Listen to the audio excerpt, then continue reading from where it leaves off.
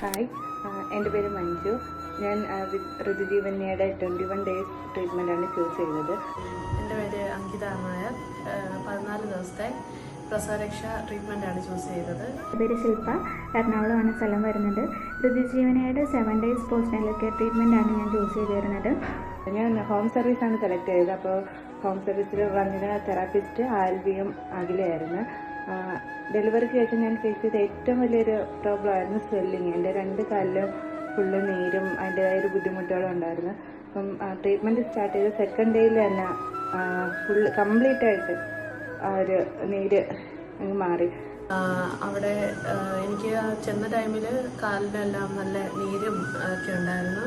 വെയിറ്റും ഒരുപാടൊക്കെ കൂടുതലായിരുന്നു. അങ്ങനെ തെറാപ്പിസ്റ്റ് ആൽവി, ഡോക്ടർ മിന്നു ഡോക്ടർ, വിഷ്ണു ഡോക്ടർ, ഇവരുടെ എല്ലാവരുടെയും ഹെൽപ്പോടുകൂടി എൻ്റെ നീരെല്ലാം നല്ല രീതിയിൽ തന്നെ തടവി ഉടച്ചെടുത്ത് നല്ല വെയിറ്റിന് തന്നെ നല്ലൊരു ബാലൻസ് വന്നിട്ടുണ്ട്.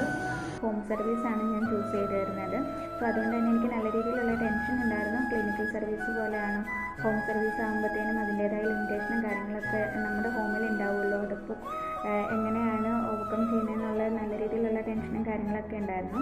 സോ അങ്ങനെയുള്ള ടെൻഷനൊന്നും അടിക്കേണ്ട കാര്യങ്ങളില്ല എന്നുള്ളത് എനിക്ക് ഈ ഒരു ട്രീറ്റ്മെൻറ്റ് കഴിഞ്ഞപ്പോഴാണ് മനസ്സിലായത്.